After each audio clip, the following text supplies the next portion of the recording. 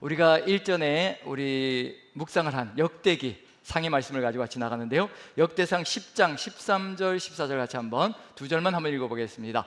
두 절 같이 읽습니다. 시작. 죽은 것은 여호와께 범죄하였기 때문이라. 그가 여호와의 말씀을 지키지 아니하고 또 신접한 자에게 가르치기를 청하고 여호와께 묻지 아니하였으므로 여호와께서 그를 죽이시고 그 나라를 이새 아들 다윗에게 넘겨주셨더라. 이제 오늘 제목은 웃사와 오벳에돔 사이에서, 우리 웃사의 이야기를 읽으면서 벗겨옮기는 이야기 속에서 왜 갑자기 하나님께서 웃사에게 그렇게 잔혹하게 하실 수가 있을까? 왜 그러실까? 하나님의 이유는 도대체 뭘까? 그 이야기들을 통해서 계속 묵상을 하면서도, 해마다 이렇게 묵상이 돌아올 때는 묵상을 하면서도 웃사 이야기를 읽을 때마다 의문점을 가질 때가 있는데, 그 이유가 무엇인지 같이 한번 나누면서요, 우리가 걸어가야 될 삶의 길이 무엇인지도 같이 한번 깊이 있게 나누는 시간이 되었으면 좋겠습니다. 역대기를 묵상하면서 이제 반복적인 역사가 등장하는 것 같거든요. 사무엘 상하에 들어가 있는 내용, 또 열왕기 상하에 들어가 있는 내용이 역대기에서 반복되고 있는 듯한 그런 느낌이 들 때가 참 많습니다. 단순 반복은 아닌 것이지요. 단순 반복을 얘기하는 것이 아니라 분명히 그 속에는 의미가 들어가 있고요. 그리고 새롭게 쓰는 역사가 바로 역대기라고 한다면, 역대기 속에서는 하나님께서 원하시는 간절한 소망이 들어가 있는 역사가 있다는 것. 그래서 그 속에 우리가 삶을 살아가며 우리는 또 어떤 역사를 하나님과 함께 쓰기를 원하는가, 하나님은 우리와 함께 어떤 이야기를 쓰기를 원하는가. 그래서 역대기 이야기는 사무엘 상하와 열왕기 상하 이야기를 다시 반복하는 듯하지만 그 속에는 하나님께서 원하시는 간절한 소망이 있다는 것을 알려주고 있는 중입니다. 자, 그 이야기 속에 오늘 이제 사울의 이야기가 등장하거든요. 역대기 상 1장부터 9장까지는 족보가 가득 들어차 있는 건 우리가 묵상하면서 이미 보았죠. 1장부터 9장까지 정말 이름들로 가득 들어차 있는 내용이 꽉 차 있습니다. 1장에는 아담부터 시작해서 9장에는 이제 포로지에서 돌아온 사람들의 명단으로 연결되어져서 또 이제 다시 회복되어진 공동체가 하나님과 어떤 이야기를 써나갈 것인가, 거기에 대한 하나님의 간절한 소망이 들어가 있는 내용이 이제 9장까지가 펼쳐졌습니다. 그리고 10장에 딱 한 장 사울의 이야기가 들어가 있습니다. 예전의 과거의 이야기 속에, 사무엘 상의 이야기 속에서는요, 9장부터 31장까지, 사무엘상 9장부터 31장까지 거의 20장에 걸쳐서 사울의 이야기가 펼쳐졌습니다. 그런데 새롭게 시작하는 이야기 속에서 사울의 이야기가 단 한 장으로 축약되어져 버립니다. 그게 바로 역대상 10장이거든요. 한 사람의 이야기가 완전하게 통편집이 되어서 들어가 있는 것이 바로 역대기 속의 사울의 이야기라고 볼 수가 있습니다. 한 장으로 들어가 있는데, 그런데 마지막 사울이 블레셋과의 전쟁에서 전투를 치르다 전사하는 이야기가, 그 이야기가 이제 역대상 10장에 들어가 있고요. 그 전의 이야기들은 다 생략되어져 있습니다. 우리의 삶을 살아가다 보면 이런 생각이 들 때가 있습니다. 우리 인생은 나중에 어찌 될 것인가? 하나님의 이야기 속에 우리 이야기는 어떻게 들어가 있을 것인가? 왜 연예인들의 이야기를 살펴보다 보면 이런 이야기가 있죠. 촬영이 다 끝났습니다. 촬영이 다 끝나서 이제 다 준비가 돼, 이제 방송만 내보내면 됩니다. 그런데 갑자기 이 사람이 음주 사고를 저질렀습니다. 또 여러 가지 성적인 마약 범죄를 저질렀습니다. 이런 일이 벌어지면 어떤 일이 벌어지나요? 그 사람이 나온 분량이 어떻게 되나요? 통편집이 되는 거죠. 전체를 다시 보면서, 방송에 내보내지 않고 전체를 다시 보면서요, 그 사람 얼굴이 들어가 있는 부분, 그 사람이 목소리가 들어가 있는 부분 다 잘라냅니다. 통편집이 되어서 그 사람 이야기는 전혀 거기서 찾아볼 수 없게 만들어서 다시 방송에 내보내거든요. 이게 무슨 얘기일까요? 여기 사울의 이야기가 바로 그와 같다는 얘기입니다. 통편집이 이루어졌습니다. 일생의 모든 것들이, 정말 중요한 이야기들이 상당히 많았을 텐데 초대 왕이 되었을 정도면 얼마나 대단한 인물이었을까를 추정해 본다면요, 분명히 위대한 부분들이 있었을 겁니다. 그런데 새롭게 쓰는 하나님의 이야기 속에 단 한 장으로 전쟁터에서 죽는, 심판을 받아 죽는 이야기로 마감되어지고 있다는 얘기거든요. 그리고 사울의 이야기의 맨 마지막 부분은요, 마지막 부분은 우리에게 의미심장한 이야기를 던져줍니다.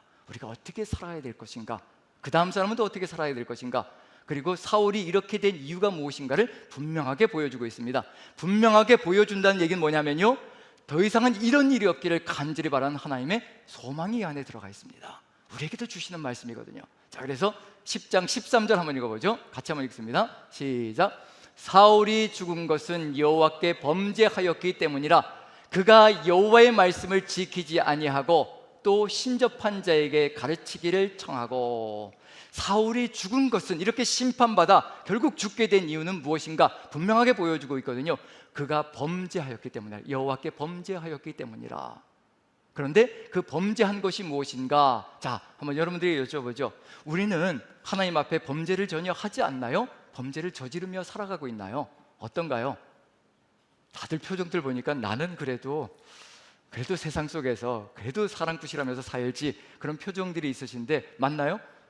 잘 본 건가요? 이게 장로님께서 이렇게 잘레즈를 흔들어 주시면 우린 다 뭐 마찬가지인 인생들인 거죠. 죄를 저지르면서 살아가는 인생이 바로 저와 우리들의 모습일 겁니다. 사울이 여호와께 범죄하였기 때문이라. 근데 그 범죄가 무엇인지 구체적으로 알려줍니다. 뭔가요? 그가 여호와의 말씀을 지키지 아니하였다라고 얘기를 합니다. 자, 우리 중에 한번 손을 들어보죠. 나는 여호와의 말씀을 어긴 적이 없다. 예, 저도 내리고. 예. 우리 중에 누가 그런 사람이 있겠습니까? 평생을 살아가면 어찌 그런 일이 벌어지겠습니까? 그렇다면 우리도 어떻게 될까요? 우리도 어떤 일이 벌어질 수 있다는 얘기인가요? 사울과 같은 그런 삶으로 결국 끝장날 수 있다는 얘기거든요. 그런데 사울과 우리의 차이점은 뭘까요? 사울과 다윗의 차이점은 뭘까요? 다윗도 똑같은 죄를 저지른 인생이에요. 그런데 사울은 끝까지 회개하지 않습니다. 그렇게 수많은 31장까지 연결되어 가는 사무엘상 9장부터 31장까지 쭉 이야기가 전개되거든요. 죄를 저지른 다음에도 이야기는 계속 전개되고 있습니다. 그 가운데서도 하나님은 계속해서 회개하기를 기다리고 계시는 중이거든요. 끝까지 사울이 회개했다는 이야기를 들어보지 못합니다. 다윗은 같은 범죄를 저질렀을지라도 하나님께서 선지자를 보내서 네가 죄를 저질렀다고 하면 그 자리에서 무릎을 꿇습니다. 그게 차이점입니다. 우리도 범죄합니다. 우리도 말씀을 어기며 살아갑니다. 오늘 기도해 주시는 최 주사님 기도 속에서도 우린 또 세상 속에서 죄를 저지르다 말씀을 거역하다 돌아왔노라고 분명히 우리가 고백했거든요. 우리의 고백입니다. 바로 우리의 삶이라는 얘기거든요. 그렇지만 그 고백이 또다시 우리를 하나님께로 돌이켜 살아가게 만들어간다는 점에서 희망이 있는 거죠. 자, 그러면 이제 여호와의 말씀을 지키지 아니하고란 이것이 어떤 것과 연결되어지는가? 여호와의 말씀을 지키지 아니하고 또 신접한 자에게 가르치기를 청하고. 자, 그럼 이제 우리는 최소한 하나님의 말씀은 간간히 여길지라도 뭐는 안 하나요? 최소한 신접한 자에게 묻지는 않지요. 예, 몇몇 분들은 무르럭한 것 같은 표정들이 보이는데 최소한 우리는 신접한 자에게는 묻지는 않지요. 자, 그럼 이제 한번 알아보지요. 정말 이게 진실일까? 우리가 신접한 자에게 묻지 않는 것이 정말 진실일까 아닐까? 사울이 징계를 받을 때 사울이 하나님께 이런 얘기를 하죠. 아말렉 족속수를 쳐서 모든 전리품들을 다 태워서 바쳐라. 그때 사울이 전쟁에서 승리한 다음에 사무엘의 선지자가 왔을 때요, 내가 여호와의 명령을 그대로 청종하여 그대로 다 이루었습니다라고 이야기를 합니다. 그때 사무엘 선지자가 내 귀에 들리는 이 짐승들의 소리는 도대체 뭡니까? 그때 사울이 정말 좋은 짐승들을 하나님께 제물로 바치려고 이렇게 남겨두었습니다. 그때 사무엘이 선포하지요. 하나님께서 자신의 말씀을 듣는 것보다 더 좋아하는 제사가 어디 있겠습니까? 그리고 순종이 제사보다 낫고 또 듣는 것이 수장의 기름보다 더 낫습니다. 하나님의 말씀을 듣는 것이 정말 제사 수백 번 드리는 것보다 훨씬 낫습니다. 하나님의 말씀 드리는 것이, 말씀 듣는 것이 바로 진정한 예배입니다 라고 이야기를 하고요, 그 다음에 한마디를 터뜨립니다. 뭐라고 얘기하냐면 제가 한번 읽어볼게요. 자막은 없기 때문에 읽어봅니다. 이는 거역하는 것은 점치는 죄와 같고 완고한 것은 사신 우상에게 절하는 죄와 같음이라. 왕이 여호와를 버렸으므로 여호와께서 왕을 버려 왕이 되지 못하게 하셨나이다. 자, 다시 한번 읽습니다. 거역하는 것은 점치는 죄와 같고, 그리고 또 완고한 것은 사신 우상에게, 사악한 우상에게 절하는 죄와 같습니다. 거역하는 것, 말씀을 순종하지 않는 것, 불순종하는 것, 그것이 뭐라고 얘기하냐면요, 바로 우상의 제물에게 그리고 점치는 것과 같다는 것을 이야기하고 있는 중입니다. 그럼 우리는 그저 하나님의 말씀을 어겼다라고 생각할지 모르겠지만요, 그게 곧 무슨 얘기냐면 다른 것을 따라가고 있다는 것을 그대로 얘기하는 겁니다. 점치는 죄가 뭐든가요? 점치는 죄가 뭐든 신접한 자에게 가는 거거든요. 똑같다는 겁니다. 우리는 착각하고 오해하고 있는 중입니다. 하나님의 말씀을 어기면서 나는 그래도 저 인간하고는 다르다라고 생각할 때가 있거든요. 절대 그렇지 않다는 겁니다. 말씀을 어그러뜨리고 꺾는 그 순간에요, 우리는 이미 다른 것을 쫓아가고 있는 중입니다. 이미 신접한 자를 따라가고 있는 중이고요, 우상을 따라가고 있는 것과 똑같다는 것을 이미 이야기하고 있는 중입니다. 회개만이 우리가 나아가야 될 길이라는 것을 분명히 보여주고 있는 중이거든요.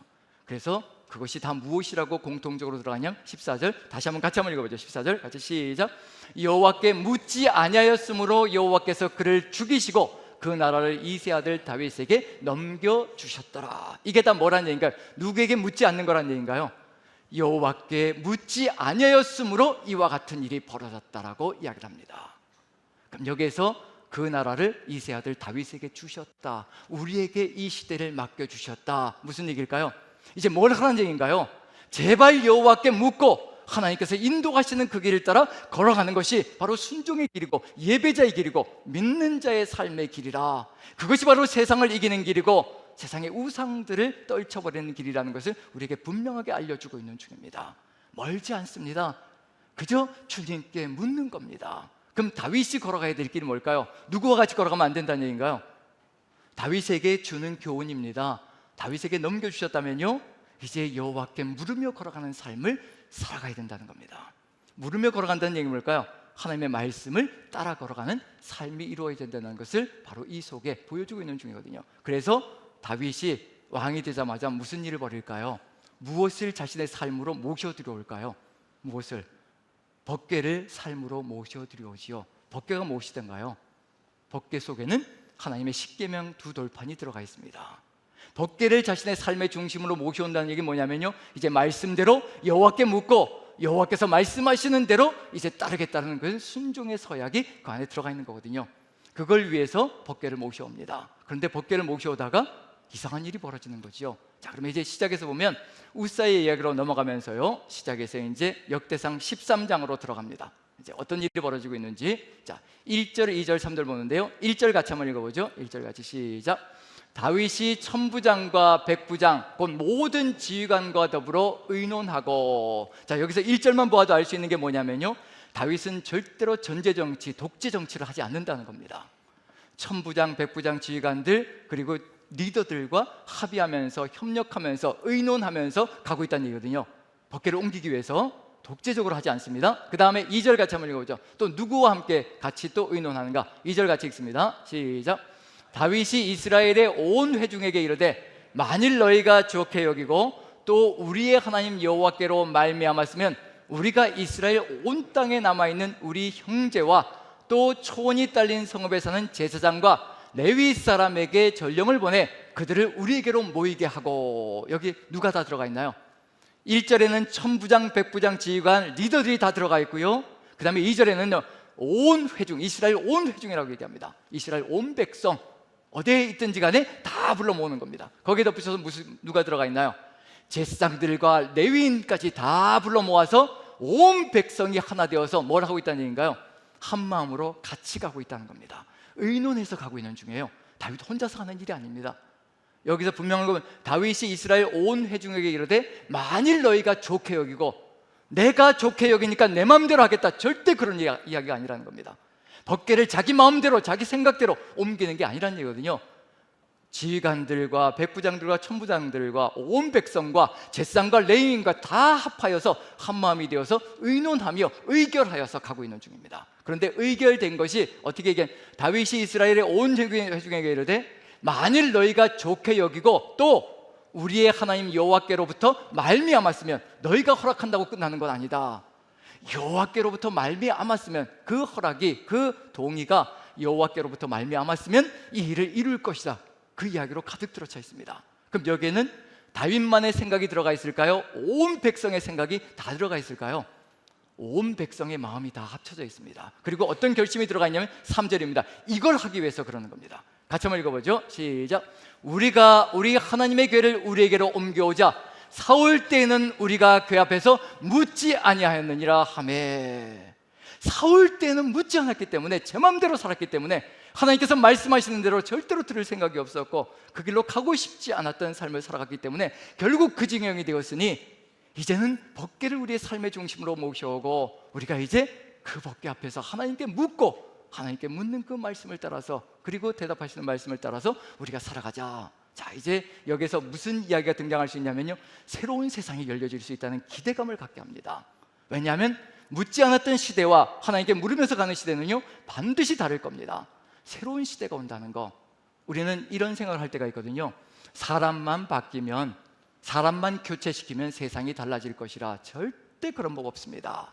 그런 세상 없습니다. 그 속에 있는 것이 바뀌어야 합니다. 듣는 것이 바뀌어야 되고요, 따라가는 삶의 길이 바뀌어야 세상이 바뀌는 겁니다. 대한민국이 달라지는 길은 다른 것에 있는 것이 아니라요, 여호와께 묻지 않았던 그 삶이 여호와께 물으면서 가는 삶으로 뒤바뀔 때 대한민국이 달라질 수가 있습니다.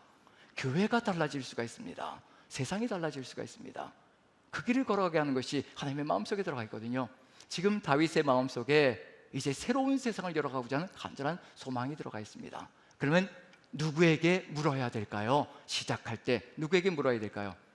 백성들이 다 동의했습니다. 그럼 누구에게 또 컨펌을 받아야 되는 건가요? 여호와께 컨펌을 받아야 되는 거거든요. 그 이야기가 나오질 않습니다. 백성들이 동의하자 그때 이제 고안하기 시작합니다. 새 수레를 만들고 새 수레에다가 거기에 법궤를 싣고 옮기자, 그 이야기가 시작되는 겁니다. 그리고 무슨 일이 벌어지나요? 소가 타작마당에서 펄쩍펄쩍 뛰니까 어떤 일이 벌어지나요? 법궤가 떨어질 것 같으니까 우리 같으면 어떻게 해야 될까요? 이 법궤가 떨어질 것 같아요, 수레에서. 그럼 우리는 어떻게 하나요? 그냥 방치하나요? 아니면 그걸 안 떨어지게 하려고 애를 쓰나요? 어떻게 하나요? 지금 죽을까 봐 이야기 못 하시는 거죠? 그 자리에서 즉사할까 봐. 예. 만약에 그런 일이 벌어지면 막아야 될 겁니다. 웃사가 하는 일은 너무도 자연스러운 일이죠. 그래서 그 다음 부분을 보시면요, 13장에 10절 한 부분입니다. 같이 한번 읽어보죠. 10절 같이 시작. 웃사가 손을 펴서 궤를 붙들므로 말미암아 여호와께서 진노하사 치심에 그가 거기 하나님 앞에서 죽으니라. 자, 단추를 잘못 끼우면 결국 이런 일이 벌어집니다.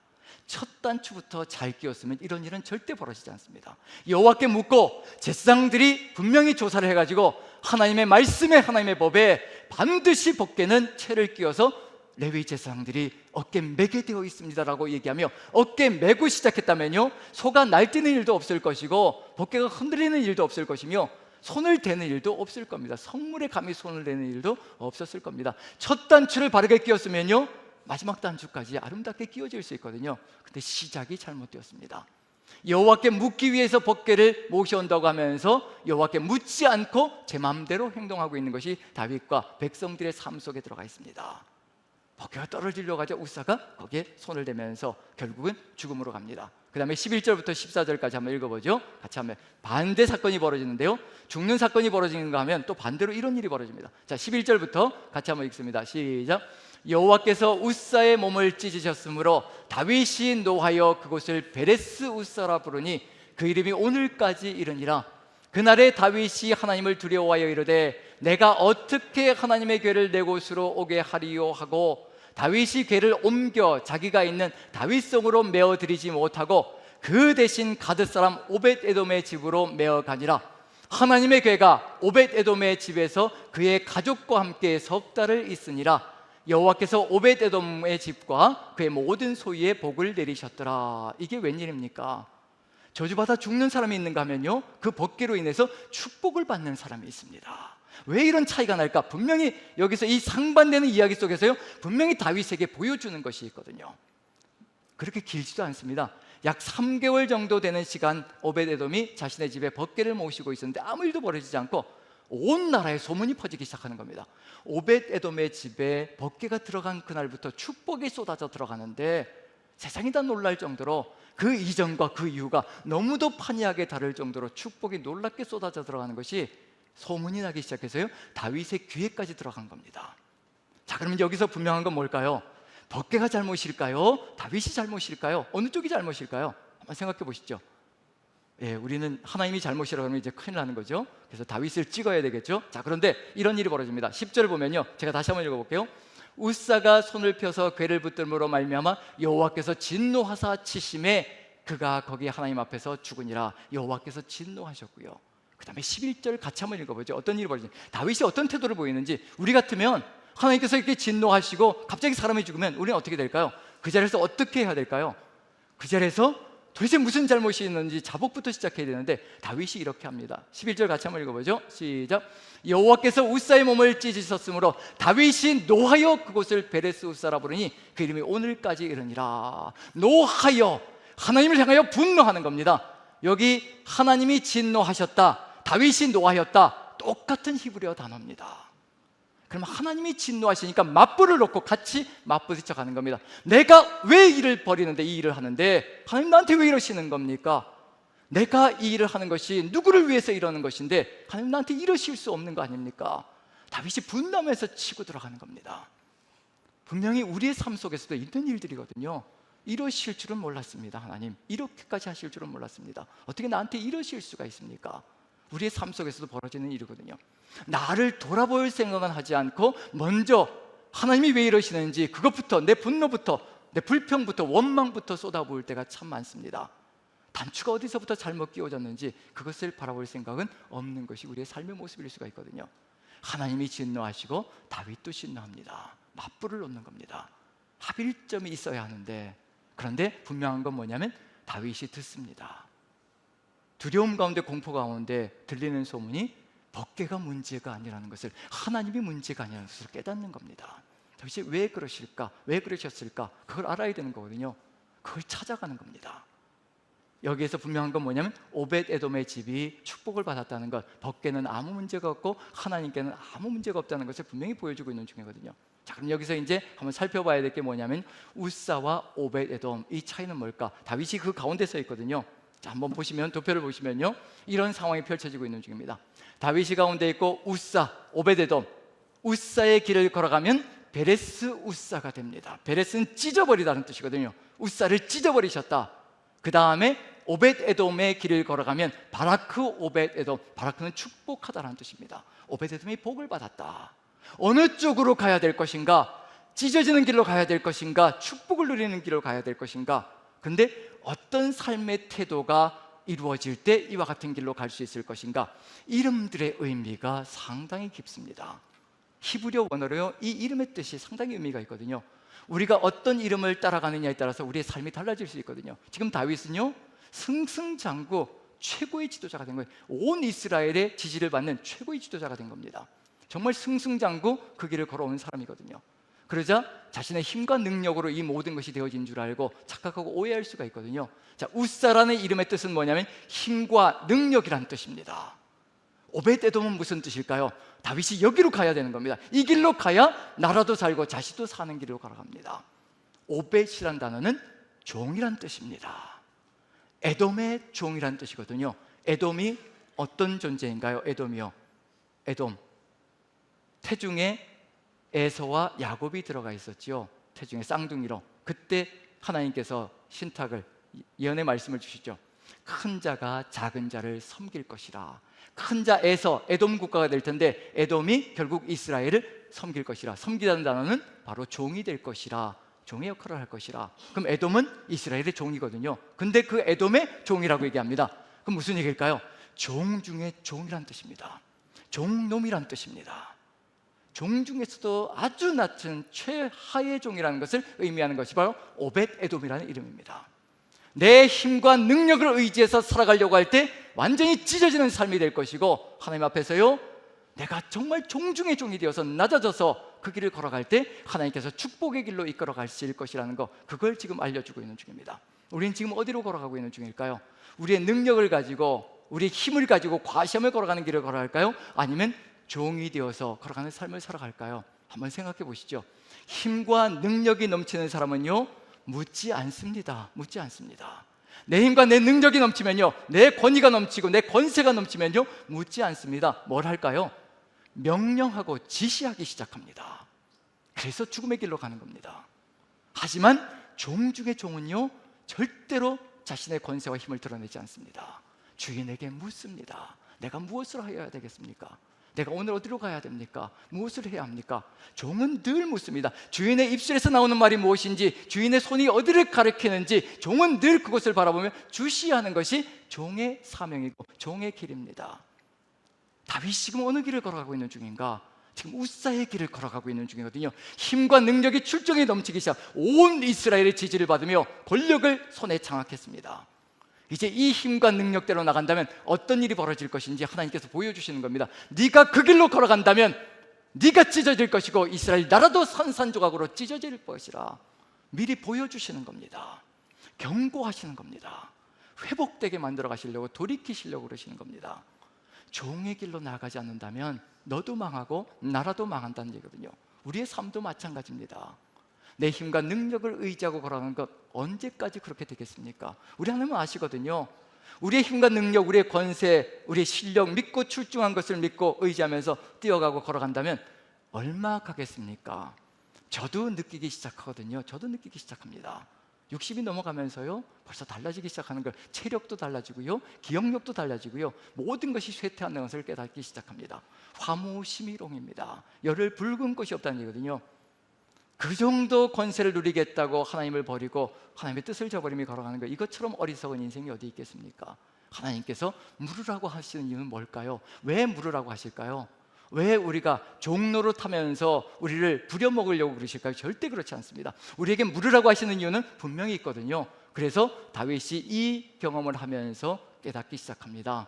자신의 삶의 과거가 어땠는지 돌아보고요, 과거에는 하나님께 물었습니다. 하나님, 제가 올라가야 되겠습니까? 어디로 올라가야 되겠습니까? 또 어떻게 해야 되겠습니까? 늘 물으면서 살았던 삶이거든요. 근데 그 삶이 권력자가 되자 그 삶이 사라지기 시작하는 겁니다. 그걸 돌이키는 것, 그게 있어야 되거든요. 자, 그럼 이제 오벳에돔 이야기 여기까지 왔고요. 자, 13장에서 이렇게 다윗이 법궤를 옮기다가, 묻지 않고 법궤를 옮기다가 실패했습니다. 그러면 이제 다시 옮겨야 되잖아요. 그럼 다시 옮기는 이야기는 어디에 들어가 있을까요? 몇 장에 들어가 있어요? 지금 13장이 바로 옮기다 실패했습니다.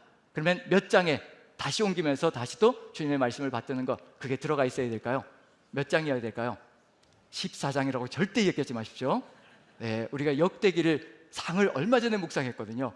근데 또 14장이라고 했으면 상당히 이건 좀 묵상이 얼마나 우리가 깊지 못했는가, 그것도 보여주는 것이 아닌가. 15장에 들어가 있습니다.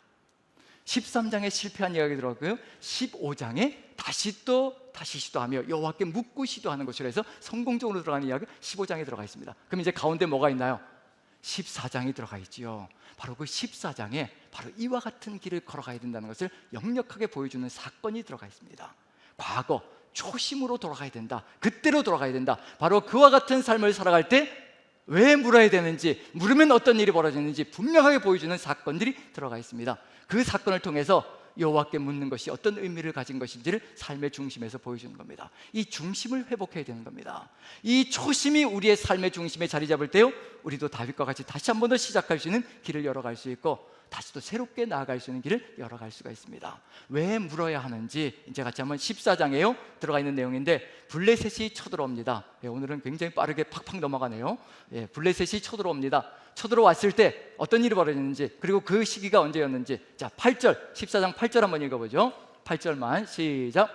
다윗이 기름 부음을 받아 온 이스라엘의 왕이 되었다 함을 블레셋 사람들이 듣고 모든 블레셋 사람들이 다윗을 찾으러 올라오매 다윗이 듣고 대항하러 나갔으나, 여기서 보시면 다윗이 기름 부음을 받은 사건 바로 직후인 것 같습니다. 지금 온 이스라엘을 움직일 정도, 지금 법궤를 옮기기 위해서 온 이스라엘을 움직일 정도, 거기까지는 아직 간 것 같진 않아요. 왕이 되자마자 기름 부음을 받자마자 어떤 초심을 가지고 있는지 그걸 보여주는 겁니다. 그때로 돌아가야 되는 거거든요. 그걸 지켜내지 못하면 언제든지 망할 수 있다는 거. 그때 블레셋이 쳐들어왔습니다. 왜냐하면 블레셋도 작전이 있는 거지요. 사울이 죽었으니까 이제 이스라엘을 점령할 수 있는 절호의 기회가 왔는데, 다윗이 정권을 잡아서 다윗이 온 이스라엘을 장악하고 군사 정권을 일으켜서 자신들에게 대항할 수 없는 그런 상황이 되어졌을 때 자신들이 이길 수 있다는 것을 알고 미리 선수를 쳐서 쳐들어오는 겁니다. 그런 상황 속에서 지금 뭐를 빼앗겼느냐면 선수를 빼앗긴 겁니다. 자, 9절 보시면 9절 같이 한번 읽어보죠. 같이 시작. 블레셋 사람들이 이미 이르러 르바임 골짜기에 쳐들어온지라. 이미 이르러서 르바임 골짜기 좋은 지역을 점령하고 있는 중입니다. 전세가 기울었습니다. 이스라엘이 지금 질 수 있는 쪽으로 전세가 다 기울어져 있는 상황이, 이미 블레셋 군대는 좋은 지역을 다 점령하고서 이제 치고 들어올 준비가 다 갖춰져 있는 중입니다. 그런 상황이거든요. 그런데 이 상황 속에서, 모든 것이 불리한 이 상황 속에서 다윗이 하는 행동을 보십시오. 이게 바로 다윗이 다시 회복해야 될 삶이거든요. 자, 10절 같이 한번 읽어보죠. 같이 시작. 다윗이 하나님께 물어 이르되 내가 블레셋 사람들을 치러 올라가리까? 주께서 그들을 내 손에 넘기시겠나이까 하니 여호와께서 그에게 이르시되 올라가라 내가 그들을 내 손에 넘기리라 하신지라. 다윗이 뭘 하고 있나요? 여호와께 어떻게 하고 있다고 얘기하고 있나요? 다윗이 하나님께 물어 이르되, 물으라는 겁니다. 전세가 급박하게 돌아가며 모든 것이 불리하고 절체절명의 상황에 망하기 직전까지 가 있을지라도 물으라는 겁니다. 하나님께서는 이미 다 계획을 가지시고 그리고 이끌어가고 계시다는 것을 알려주고 계시는 중이거든요. 하나님께서 묻자마자 무슨 일이 벌어지나요? 올라가라 내가 그에게 이르시되 올라가라 내가 그들을 내 손에 넘기리라 하신지라. 이미 하나님께서는 다 계획을 세워놓으셨습니다. 우리에게 물으라고 하시는 이유가 뭘까요? 우리에게 물으라고 하는 이유는 뭐냐면요, 하나님께서 계획을 다 세워놓으셨으니까 그 계획대로만 나간다면 승리는 바로 눈앞에 있다는 것을 깨닫게 해주시는 겁니다. 전쟁은 우리에게 속한 것이 아니라 하나님께 속한 겁니다. 하나님께서 계획 세우신 대로 하나님께서 이끌어 가시기를 간절히 소망하시기에 우리에게 물으라고 하는 겁니다. 작은 것 하나도 우리가 물으면서 하나님의 뜻을 받들어 나갈 때 우리에게 어떤 일이 벌어지는지, 어떤 길로 나가는지 그걸 알려주시고 계시는 주거든요. 작든지 크든지 상관없습니다. 작은 일이든 큰 일이든 상관하지 말고 하나님께 여쭈십시오. 그러면 하나님께서 계획 세우신 놀라운 역사가 우리에게 펼쳐져 들어옵니다. 내 힘과 능력으로 해보아요 몇 번 이길 수 있을 거예요. 한두 번 이길 수 있을 겁니다. 근데 절대로 영원히 이길 수는 없습니다. 내 힘은 빠지게 되어 있고요, 내 능력은 무너지게 되어 있습니다. 그런데 하나님께 의지하며 나아갈 때 우리 전능하신 하나님은요 절대로 힘이 빠지는 법이 없습니다. 세월이 흘러가도 그대로 변함없이 늘 전능하신 그 모습으로 우리의 삶을 이끌어 가시며 인도해 가신다는 것을 보여주고 있는 중이거든요. 그 하나님께서 우리를 지키시기 위하여 물으라고 하시는 겁니다. 그래서 11절 보시면요 역전된 상황이 펼쳐집니다. 11절 같이 한번 읽어보죠. 같이 시작. 이에 무리가 바알 브라심으로 올라갔더니 다윗이 거기서 그들을 치고 다윗이 이르되 하나님이 물을 쪼개같이 내 손으로 내 대적을 흩으셨다 하므로 그곳 이름을 바알 브라심이라 부르니라. 자, 여기서 우사의 사건과 상반되는 이야기가 들어가 있습니다. 하나님의 말씀을 듣지 않고 여호와께 묻지 않고 걸어갔을 때 우사를 치셨다라고 되어 있거든요. 그런데 하나님께서 이제 블레셋을 치셨다라고 되어 있습니다. 같은 단어예요. 블레셋을 치시는 겁니다. 그 다음에 어떤 일이 벌어지나요? 치고 다윗이 이르되 하나님이 물을 쪼개같이 내 손으로 내 대적을 흩으셨다. 물을 쪼개같이 우사를 찢으셨다. 베레스라는 단어, 찢으셨다. 그 단어가 바로 쪼개이라는 단어와 같은 단어입니다. 여호와께 물으면, 여호와께 묻지 않으면 내가 침을 당하고 내가 산산조각 쪼개져 버리는 것이고요, 그리고 여호와께 물으면 내 대적이 나를 공격해 들어왔던 모든 것들이 하나님께서 치심을 당할 것이고 그리고 또 쪼개짐을 당할 것이라는 것을 그대로 보여주고 있는 중입니다. 하나님께서 이루시기를 간절히 소망하시는 것, 우리를 치고 싶지 않으시고요, 우리를 쪼개고 싶지 않으신 겁니다. 묻기만 하라는 겁니다. 그러면 세상을 그리고 너를 공격하는 모든 존재를 내가 이와 같이 만들어 줄 것이라 그렇게 약속해 주시는 거거든요. 바로 오늘 나와 있는 이 지명이 또 바뀌었습니다. 뭐라고 바뀌었나요? 지명이 뭘로 바뀌었나요? 바알 브라심, 바알 브라심. 자, 그럼 이제 한번 비교를 해봅니다. 베레스 우사였고요, 바알 브라심입니다. 자, 한번 비교해 보시죠. 묻지 않았을 때 그 장소가 베레스 우사가 됩니다. 여호와께 물었을 때 그 장소가 바알 브라심이 됩니다. 자, 그럼 이제 베레스와 브라심에 이제 밑줄을 그어놨습니다. 공통점이 무엇인지 찾아보시죠. 이 정도는 또 우리 충분히 하실 수 있으시리라 생각되고요. 자, 베레스와 브라심에 지금 제가 이렇게 질문 드리는 잠깨시라고 그러는 거예요. 베레스와 브라심 어떤 공통점이 있나요? 예. 우리 최경옥 집사님, 권사님, 권사님 되시더니 역시 날카로우셨습니다. 우리 박수 한번 보내주시죠. 우리 초성 게임 하잖아요. 초성 게임, 그렇죠? 베레스 비읍 리을 시읒, 그 다음에 브라심 비읍 리을 시읒, 히브리어로 같은 단어라는 뜻입니다. 그런데 브라심에 임이 붙어있죠. 끝에 임이 붙어있죠. 복수형이라는 뜻입니다. 네가 잘못하면 내가 한 번 칠 거야, 한 번 칠 거야. 그것도 죽이려고 치시는 것이 아니라 돌이키려고 내가 너를 한 번 칠 거야. 그런데 너를 대적하는 존재들은 네가 나에게 묻기만 하면 언제든지 수시로 칠 거야. 걱정하지 마. 산산조각 나서 다 흩어질 때까지, 이 세상에 흔적조차 보이지 않을 때까지 내가 끝까지 칠 테니까 염려하지 말아라고 말씀해 주시는 것이 바로 바알 브라심입니다. 우리가 우상을 따라가고 하나님을 믿지 않으면요, 하나님께 묻지 않으면요, 우리가 완고한 것이 되고 거역하는 존재가 되고 점치는 존재가 되고 사신 우상에게 절하는 존재가 되거든요. 그럼 우리가 찢겨지는 겁니다. 그런데 우리가 하나님께 물으며 오직 하나님의 뜻만 받들어 나가면요, 바알을 숭배하며 우상을 숭배하는 자들이 산산조각으로 찢어지며 한두 번이 아니라 완전히 격파될 때까지 하나님께서 치시겠다라고 약속해 주시는 겁니다. 이 속에 우리 하나님의 전능하심이 들어가 있고요, 우리가 누구를 의지하며 살아가야 될 것인가, 그것을 역력히 보여주는 겁니다. 내 힘이 다 빠져도 괜찮습니다. 여러분들 저를 한번 바라보시죠. 이젠 꼬랑꼬랑해져서요, 이젠 체력도 이제 다 바닥이 나고요, 아무 힘도 없고 아무 능력도 없는 존재입니다. 그렇지만 목회를 견디며 나아가고 있는 중입니다. 하나님이 주시는 힘으로 나아갈 뿐입니다.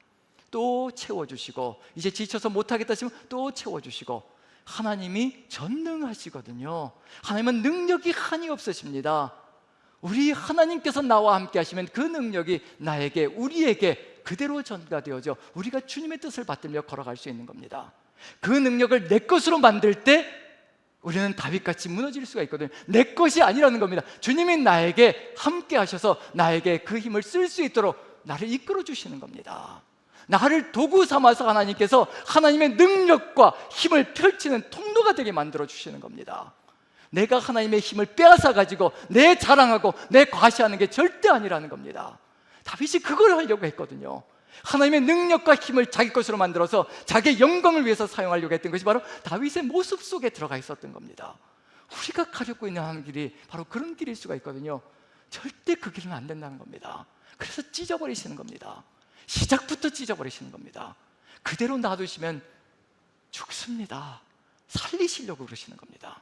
내가 너를 한 번 쳤지만 다시는 치고 싶지 않다는 거거든요. 그래서 14장 속에 이렇게만 하라 제발, 이렇게 했던 그 초심만 절대 잊지 마라. 그러면 내가 또다시 너를 일으켜 세워줄 것이라, 너의 나라를 또 세워갈 것이라, 그 약속을 주시는 거거든요. 이제 복수형이잖아요. 여러 번 해주시겠다는 얘기잖아요. 근데 그 다음에 또 블레셋이 또 쳐들어옵니다. 정신 못 차리고 또 쳐들어오는 거죠. 아무리 세상이 쳐들어와도 상관없습니다. 우리가 여호와께 하나님께 묻기만 하면요, 세상은 그 자리에서 절단나게 되어 있습니다. 우리가 하나님께 맡기면 이 전쟁은 나의 것이 아닙니다. 오직 하나님의 전쟁입니다. 하나님께 맡기면 하나님께서 산산조각을 내실 겁니다. 또 블레셋이 쳐들어옵니다. 다시 쳐들어오는 겁니다. 한번 보시죠. 13절 같이 읽습니다. 같이 시작. 블레셋 사람들이 다시 골짜기를 침범한지라 겁도 없이 하나님께 묻는 사람이 있는 앞에서는요, 겁을 내야 됩니다. 근데 세상이 겁도 없이 쳐들어오는 겁니다. 그럼 이제 뭘 하면 될까요? 다윗은 또 뭘 하면 될까요? 어떻게 하면 될까요? 또 물으면 되죠. 다시 쳐들어오면 어떻게 하면 될까요? 또 물으면 되죠. 자, 14절 같이 한번 읽어봅니다. 같이 시작. 다윗이 또 하나님께 묻자오는데 하나님이 이르시되 마주 올라가지 말고 그들 뒤로 돌아 뽕나무 숲을 맞은편에서 그들을 기습하되. 또 물으라는 겁니다. 우리가 하나님을 오해하는 게 뭐냐면요, 이런 생각을 할 때가 있어요. 사람들과의 관계 속에서 또 질문하고 질문하면 어떨까요? 사람은 어떤가요? 승질을 내더라고요. 귀찮아가지고. 그러다 보니까 우리의 오해가 뭐냐면, 하나님도 자꾸 귀찮게 하면 화내실까 봐 묻지 못할 때가 있습니다. 그런데 작은 것이든 큰 것이든 상관하지 않으십니다. 모든 것을 다 하나님께 아뢰며 물으며 걸어가기를 소망하시는 겁니다. 계획 세워놓으신 것이 있거든요. 작은 일 속에도 하나님께서는 큰 것을 계획 세우시고 우리를 이끌어 가시길 소망하시거든요. 우리가 우리의 마음으로 우리의 걸음을 계획할지라도 그 걸음을 인도하시는 분은 여호와시라고, 우리의 걸음 한 걸음 한 걸음 인도하시며 우리가 보고도 놀라는 그 놀라운 것을 체험케 하시기 위해서, 주시기 위해서 우리의 걸음을 이끌어 가시기 위해 우리에게 물으라고 하시는 거거든요. 자, 여기서도 분명한 건 뭐냐면요, 또 하나님께 묻습니다. 우리가 오해하는 게 뭐냐면, 경력이 많아지면, 경험이 많아지면, 내가 순장으로서 이 30년, 20년, 30년 내 경력이 들어가 있는데, 내가 또 삶을 살아가며 교사로서 내가 20년, 30년의 노하우가 쌓여 있는데, 이제 여름 성경학교, 여름 수련회가 시작되잖아요. 내가 30년 내가 교사로서 잔뼈가 굵었는데 이거는 이제 눈 감고도 하지, 그리고는 하나님께 묻지 않고 행동할 때가 있습니다. 어떤 일이든지 바로 새로운 일 앞에 펼쳐진 것처럼, 내가 지금 이 일이 처음 하는 것처럼 하나님께 묻고 나아갈 때 새 역사가 펼쳐집니다. 새로운 길이 열려지거든요. 다윗이 그 길을 걸어가고 있는 중입니다. 분명히 블레셋 사람이 다시 골짜기 르바임 골짜기를 침범한 거거든요. 이미 경험했습니다. 올라가면 이긴다는 걸 경험했거든요. 그렇지만 또 묻습니다. 이게 우리가 걸어가야 될 삶의 길이거든요. 그래서 하나님께서 명령을 내십니다. 뽕나무 숲을 맞은편으로 그들을 기습하라. 그래서 15절 같이 한번 읽어봅니다. 같이 시작. 뽕나무 꼭대기에서 걸음 걷는 소리가 들리거든 곧 나가서 싸우라. 너보다 하나님이 앞서 나아가서 블레셋 사람들의 군대를 치리라 하신지라. 누가 하시겠다는 건가요? 내가 할 테니까 네가 나가다가 네가 죽을 수 있으니까 내가 앞장서 나갈 테니까 나한테 묻기만 해라. 내가 너에게 답을 알려주고 내가 먼저 앞장서 가며 그들을 칠 것이라. 너는 나만 따라오면 된다. 그것이 우리 하나님의 말씀입니다. 하나님께서 해주시겠다는 얘기거든요. 하나님께서 다 이루어 주시겠다는 겁니다. 이것보다 쉬운 게 어디 있겠습니까? 그런데 우리가 묻지 않은 이유는 뭘까? 왜냐하면 우리의 힘과 능력으로 이것을 이루어냈을 때 벌어질 일들에 대한 기대감 때문에 그런 것 같습니다.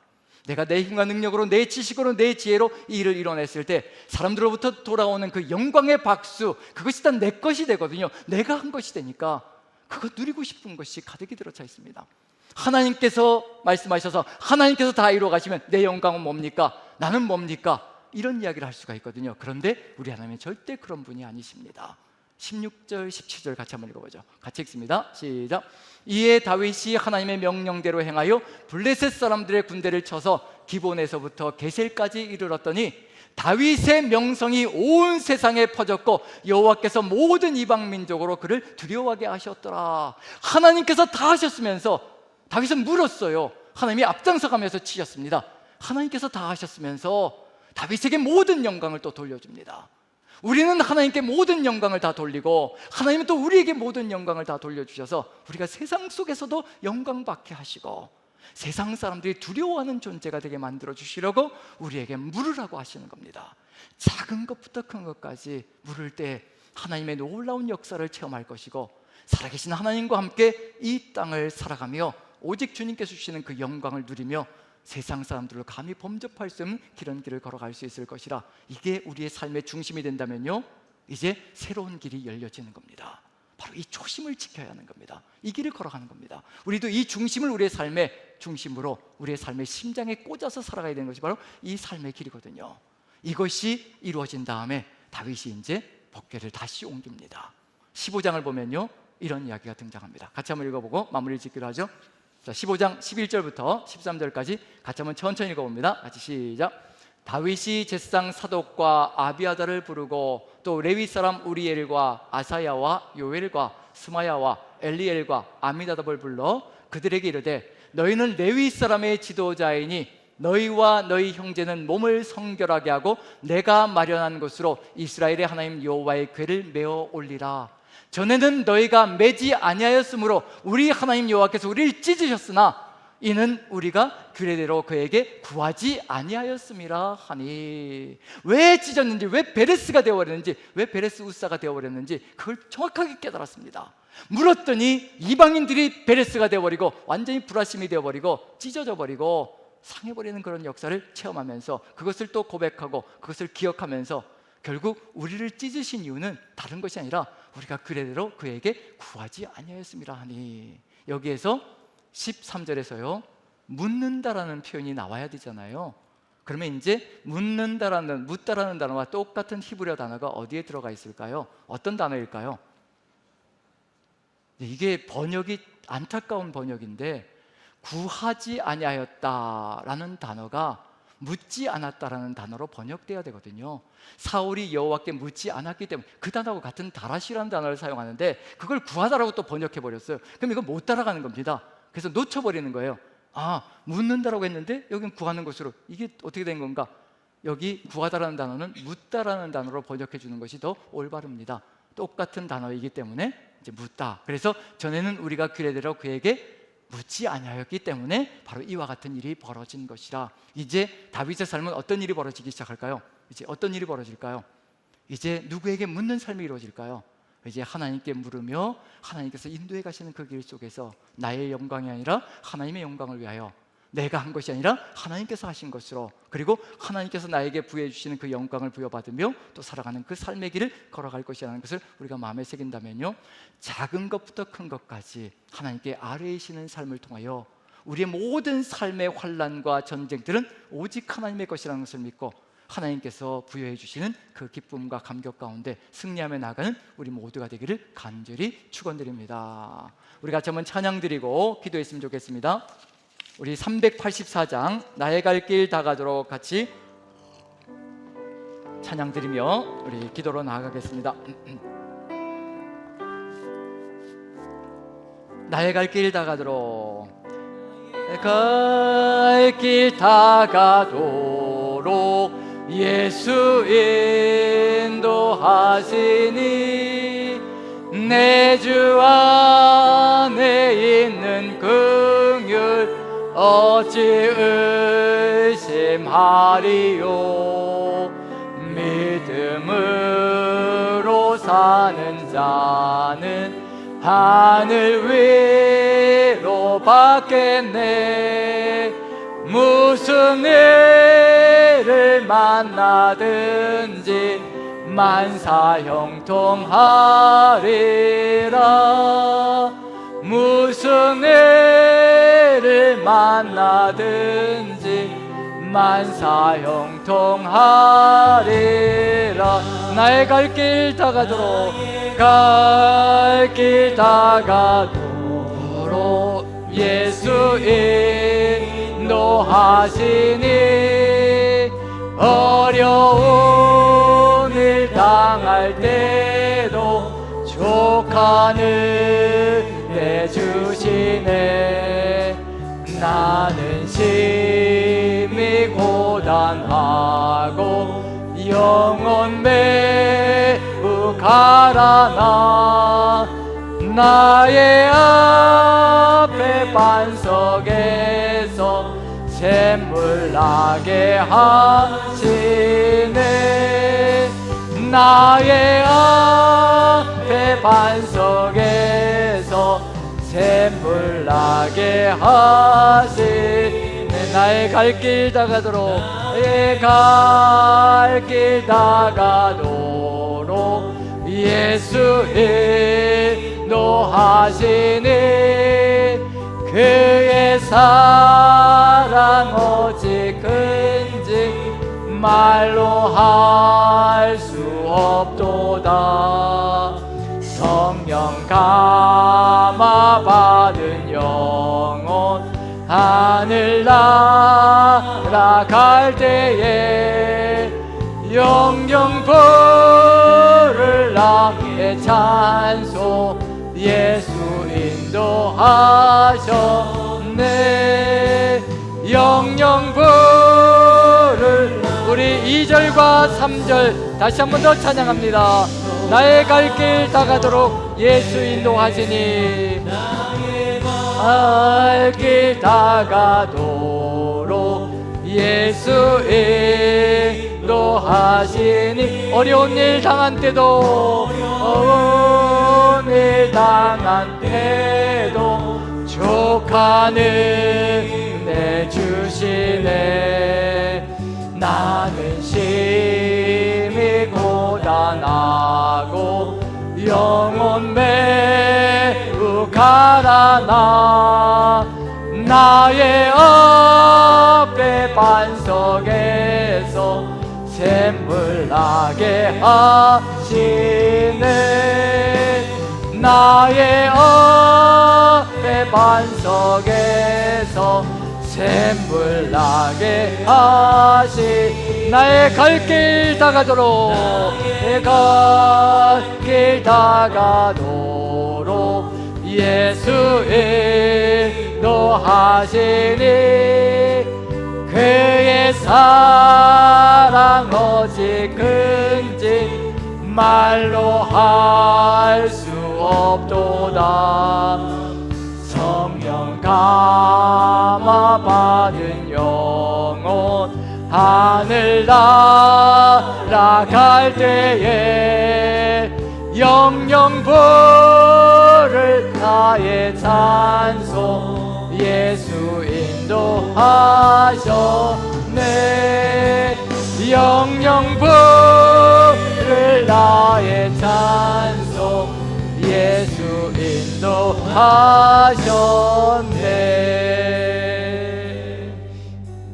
시간 우리 같이 한번 기도했으면 좋겠습니다.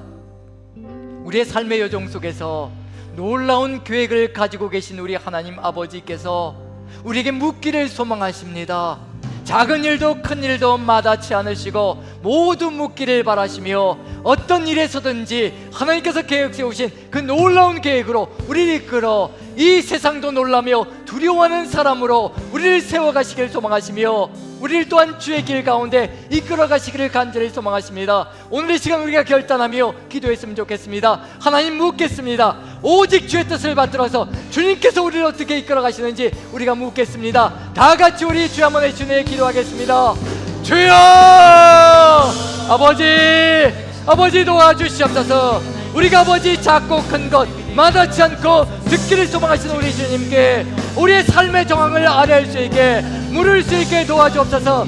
우리 주님께 묻고 나아가는 삶을 통하여서 오직 우리 하나님께서 이끌어 가시기를 간절히 소망하시는 그 길을 아버지 우리가 함께 누리며 걸어가는 삶 되게 도와주옵소서.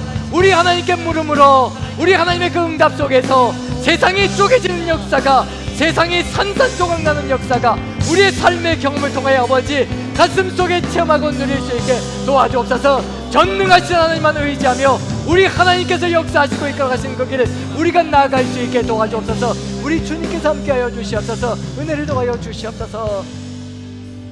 우리 한 가지 더 간절히 기도하기를 소망합니다.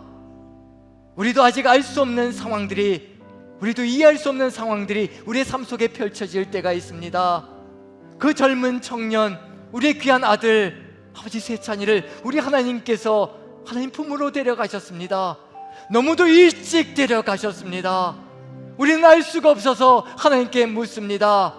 물으라고 하시니 묻습니다. 하나님 그 이유가 무엇인지 우리가 깨닫게 하여 주시고 아버지 특별히 우리 김정호 집사님, 이영경 집사님 그 삶 속에 깨달음 있게 도와주시고 아버지께서 말씀하여 주시옵소서. 우리는 아버지 할 말조차 없습니다. 아버지 무엇을 어떻게 말해야 될지조차 모릅니다. 아버지 도와주셔서 부모님을 위로하여 주시고 오직 하나님께서 전능하심으로 위로하여 주셔서 아버지 그 위로가 가득 차게 도와주시옵소서. 다 같이 우리 한 목소리를 기도합니다. 기도하겠습니다. 사랑의 하나님, 우리 하나님께서 함께하여 주셔서 우리 김종호 집사님, 아버지 이영경 집사님 아버지 장례를 치르는 그 가정 속에 아버지 위로하여 주시옵소서. 안위하여 주시옵소서.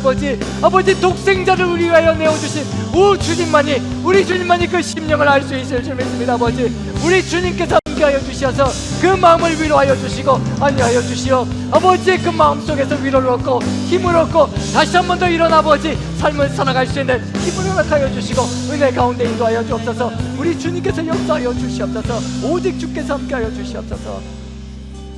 사랑의 하나님, 우리가 묻기를 소망합니다.